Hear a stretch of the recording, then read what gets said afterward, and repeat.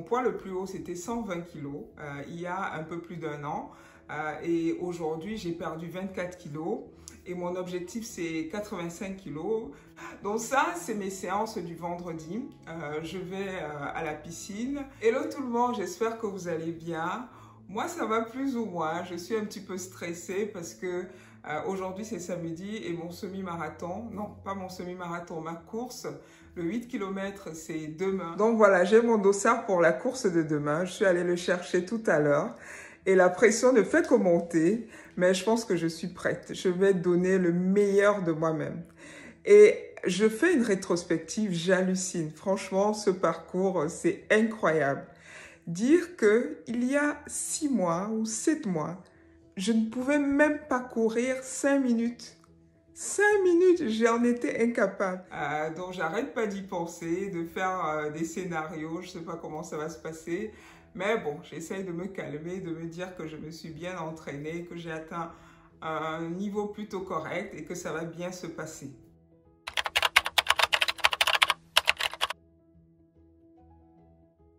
Donc, on se retrouve aujourd'hui pour l'épisode 42, pour l'épisode 42 de mon parcours de perte de poids. Pour ceux qui sont nouveaux sur cette chaîne, moi c'est Josiane Nathalie. J'ai créé cette chaîne pour documenter mon parcours de perte de poids, pour le partager avec vous, pour me mettre la pression également, parce que moi j'ai été grosse toute ma vie, j'ai été en obésité toute ma vie depuis que je suis bébé pratiquement, et j'ai essayé tous les régimes possibles et inimaginables. Je n'y suis pas arrivée et cette fois-ci je me suis dit non, il faut que ce soit la bonne. Je me suis investie vraiment à 100%. L'activité physique, l'alimentation, j'ai vraiment tout fait pour que ça marche. Et aujourd'hui, j'en vois les résultats parce que mon poids le plus haut, c'était 120 kilos il y a un peu plus d'un an. Et aujourd'hui, j'ai perdu 24 kilos. Et mon objectif, c'est 85 kilos. J'ai encore une dizaine de kilos à perdre, mais je ne m'inquiète pas, je pense que ça va aller. J'ai également créé cette chaîne pour encourager toutes les personnes qui sont dans ma situation, leur montrer que c'est possible, leur montrer que si quelqu'un d'ordinaire comme moi y arrive, eux également, ils peuvent y arriver. Pour vous citer une anecdote qui pourrait vous donner une idée sur moi, en fait, quand j'étais jeune, nos parents nous envoyaient au village chez ma grand-mère pour passer les vacances. Et ma grand-mère, elle avait plusieurs champs. Et elle avait un champ qui était très éloigné. Ça se trouvait, on disait, on va à Afan. Afan, en fait, c'est la forêt, c'est la brousse dont on marchait des kilomètres. On marchait quoi, 1h30 par là pour y arriver. Et c'était tellement loin que tout le monde ne pouvait pas y aller. Donc, il fallait toujours désigner une personne qui devait rester à la maison, garder les tout petits, faire la cuisine pour que quand les autres reviennent du champ, qu'ils aient à manger, etc. Et la personne qu'on choisissait toujours, c'était moi. C'était moi. En fait, on me choisissait pourquoi? Parce que déjà, le trajet pour aller au champ, ça m'épuisait, ça me cassait. Et quand on arrivait au champ, je n'étais pas du tout productive parce que ma grand-mère, quand on arrivait au champ, elle découpait les parcelles et elle confiait à chacun, toi tu vas faire telle parcelle de la journée. Et tout le monde finissait toujours sa parcelle, sauf moi. Donc du coup, les autres devaient, en fin de journée, venir m'aider pour que je termine ma parcelle. Ce qui fait que ma grand-mère, quand il fallait choisir, dire que bon, qui doit rester, bah, c'était la personne la moins productive, c'était moi. Et pourtant, j'étais parmi les plus grands. Mais j'étais la moins productive parce que j'étais faible, voilà, on m'appelait coupe ferme. Coupe ferme, en fait, c'est un terme pour dire poulet de ferme. Parce qu'au Cameroun, les poulets du village sont généralement plus vaillants, plus solides que les poulets de ferme. Et donc moi, on m'appelait coupe ferme. En fait, je vous raconte cette histoire pour vous donner un peu une idée du type de personne que j'étais. Des étiquettes qu'on m'avait collées et dont je m'étais appropriée. J'étais vraiment ce genre de personne faible, paresseuse même. Mais aujourd'hui, avec le parcours que j'ai engagé, je me suis rendu compte que en fait, les étiquettes ne valent que si on y croit, que si on se les approprie. Du moment où vous décidez que non, là, je veux aller à tel point, pour y aller, ça va me demander tel effort, je vais fournir cet effort, vous allez y arriver forcément. Donc c'est pour encourager toutes les personnes qui sont dans ma situation, leur montrer que c'est possible. Si une personne ordinaire comme moi a pu y arriver, ils peuvent tous y arriver. Et ma chaîne va rester d'actualité même après que j'aurai atteint mon objectif, parce que le plus dur dans la perte de poids, c'est pas juste de perdre le poids, c'est de le maintenir. Tout le reste de mes jours, tout le reste de ma vie, je vais devoir faire en sorte de garder un poids stable. Et je vais continuer sur YouTube à vous en parler, à vous montrer ce que je fais pour garder l'équilibre. Et puis, dès le mois prochain, en novembre, je commence une formation en diététique pour devenir diététicienne. Donc, à travers cette chaîne, je vais vous apporter des conseils, je vais vous parler de la diététique, de l'alimentation. Vous pourrez me poser des questions, j'y répondrai. Donc, je vous apporterai encore plus de valeur à travers la chaîne grâce à ma formation en diététique. Alors, la pesée. Donc, la dernière fois quand je me suis pesée, je pesais 99 kilos. Ça, c'était il y a 2 semaines. Et là, je me suis pesée cette semaine, je suis à 98 kilos. Bon, je suis plus proche des 99 que des 98, mais je ne compte que les kilos, je ne compte pas les gras. Mes 2 outils pour arriver à perdre du poids, c'est l'alimentation et l'activité physique. Au niveau de l'alimentation, moi, je ne prends pas de petit déjeuner. Je ne prends pas de petit déjeuner, pas pour perdre du poids, parce que moi, j'ai arrêté de prendre des petits déjeuners il y a une dizaine d'années. C'est une habitude qui s'est installée parce que je me lève très tard le matin, donc je n'ai pas le temps d'un petit déjeuner. Et puis, mon corps s'est habitué à ça. Donc, du coup, le matin, quand je me lève, j'ai pas faim. Et puis, surtout, moi, j'adore le petit déjeuner hyper sucré. Donc, j'aime un peu au chocolat, un croissant, un chocolat chaud. Voilà comment j'aime le petit déjeuner. Parce que le petit déjeuner normal pour moi, ce serait de prendre 3 tranches de pain complet avec du lait, un édulcorant, etc. J'aime pas ce genre de petit déjeuner. Donc, quitte à prendre un petit déjeuner que je n'aime pas, je préfère ne pas prendre du tout. Mais par contre, je me réserve toujours une journée dans la semaine, c'est le dimanche, où je me fais un petit déjeuner comme je les aime. Donc, en dehors du petit déjeuner, donc je mange le midi et le soir. Et en général, mes repas sont composés de la même façon le midi et le soir. Donc, dans mon assiette, j'ai 100 g de féculents, 100 g de protéines, 200 g de légumes, une cuillère à café d'huile pour la matière grasse. Et au dessert, je prends un fruit et un yaourt. Je présente à peu près un de mes repas typiques. Donc ici, la pâte à pizza, ça me fait les 100 g de féculents.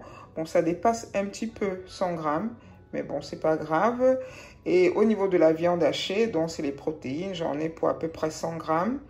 Et après, j'ai 200 g de légumes. Et dans les 200 g de légumes, je compte la salade, la tomate cerise. Et la farce de la pizza, je l'ai faite moi-même. Donc, j'ai fait revenir des oignons. J'ai mis la tomate que j'ai passée au mixeur pour réduire, pour enlever l'eau. Et après, j'ai rajouté les poivrons et la viande hachée. J'ai assaisonné, j'ai mis du sel, etc. Et j'ai laissé cuire. Et à la fin de la cuisson, j'ai mis un petit peu de fromage. Parfois, j'en mets pas du tout de fromage. Mais là, j'en ai mis un petit peu à la fin. Et en dessert, j'ai un fruit, donc c'est une banane, et puis mon yaourt de soja. Donc, grosso modo, voilà comment mes repas sont constitués. Mais ça, c'est dans l'idéal, parce que dans la vraie vie, les choses ne se passent pas toujours comme ça. Je fais beaucoup d'écarts, et c'est pour ça que j'ai créé la rubrique confessionnal. Donc, c'est une rubrique dans laquelle je parle des écarts que j'ai faits dans la semaine. Et donc, concernant le confessionnal, puisqu'on y est, cette semaine, bon, j'ai fait des écarts. Je me suis pris des biscuits Pétillu. C'est des biscuits qui sont fourrés au chocolat dans des sachets individuels. Je crois qu'il y a 4 biscuits dedans. Voilà, j'en ai pris un. J'ai également pris des Côtes d'Or chocolat noisette que j'aime bien. J'ai dû en prendre 2. Voilà, c'est ça. Et puis, j'ai une collègue qui a ramené un paquet de M&M's au boulot. C'était un paquet de 1 kg. Vous imaginez 1 kg de M&M's. J'ai dû en prendre deux poignées là-dedans. C'est tout ce que j'ai pris.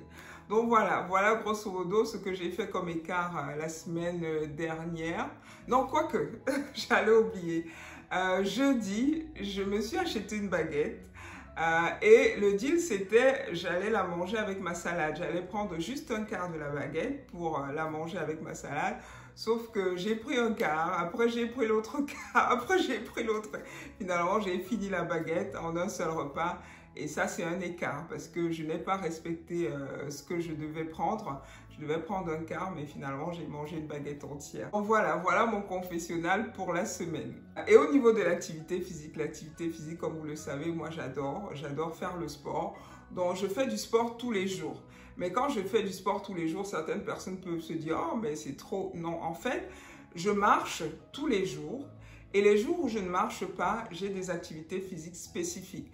Donc, par exemple, le jeudi, je vais à la salle de gym, 1 heure en salle de gym, le jeudi. Les mardis aussi, j'y allais, mais j'ai fait ça pendant 1 mois. Et puis, j'ai arrêté. Cette semaine, je ne suis pas allée mardi. Je ne suis allée que jeudi, 1 heure à la salle de gym. Ensuite, les vendredis, je vais à la piscine, à peu près 45 minutes à la piscine. Et cette semaine à la piscine, waouh, mais j'ai été surprise de ma performance. J'ai fait 20 longueurs d'affilée sans m'arrêter. Ah non, mais j'ai halluciné, j'en revenais pas. Je me rends compte en fait de la force physique et mentale que j'ai cultivée depuis 1 an que je fais ce parcours. Parce que avant, quand j'allais à la piscine, je faisais à peine 1 longueur, je m'arrêtais, je reprenais mon souffle avant de faire la deuxième. Et parfois, même quand je faisais la longueur, je m'arrêtais au milieu pour me reposer, reprendre mon souffle avant de continuer. Et là, j'ai halluciné. Je ne savais pas que j'étais capable de ça. Je n'ai pas arrêté. Tac, tac, tac, tac. Aller-retour 20 fois. Alors, j'étais trop contente, j'étais trop fière de moi. Donc ça, c'est mes séances du vendredi. Je vais à la piscine et le samedi, en général, je cours. Donc aujourd'hui, c'est samedi, je n'ai pas couru parce que je préparais ma course. Donc j'ai une course demain et je me réserve pour cette course-là. Ça me met un petit peu la pression, mais je me rassure. Et puis mes amis également me rassurent en me disant non, ça va le faire. Les gens me demandent souvent comment je fais pour faire le sport régulièrement parce qu'ils aimeraient faire de même. La première chose, c'est de vous demander pourquoi. Pourquoi est-ce que vous voulez faire du sport régulièrement? Moi, mon pourquoi, c'était pour sauver ma vie, mais littéralement. C'était ça pour retrouver ma santé physique et mentale. Une fois que vous avez déterminé votre pourquoi, il faut être intentionnel. Il faut vraiment avoir l'intention de faire du sport une activité régulière. Donc, vous devez le décider. Vous devez décider que le sport, désormais, sera une priorité dans votre vie. Une fois que vous avez déterminé le pourquoi, vous avez pris la décision, il faut trouver des astuces qui vont vous aider à atteindre votre objectif. Une astuce qui a très bien marché pour moi, c'était de payer mon abonnement en salle de gym au mois et de payer en espèces. Parce qu'avant, je faisais un peu comme tout le monde, je m'inscrivais pour l'année, j'allais les 2-3 premiers mois et puis après, j'arrêtais. Et puis une année, j'ai dit non, je vais payer mon abonnement tous les mois en espèces. Ça me coûtait plus cher, mais je me suis dit, si au bout de 2 ou 3 mois, comme d'habitude, j'arrête, j'aurais pas payé à l'année pour rien. Et si ça me met suffisamment la pression pour y aller régulièrement, ben, je suis prêt à payer le prix. Et ça a marché. Pendant 6 mois, je suis allée en salle de gym régulièrement et ça m'a soigné tellement de maux. J'avais un mal de dos chronique, le mal de dos a disparu.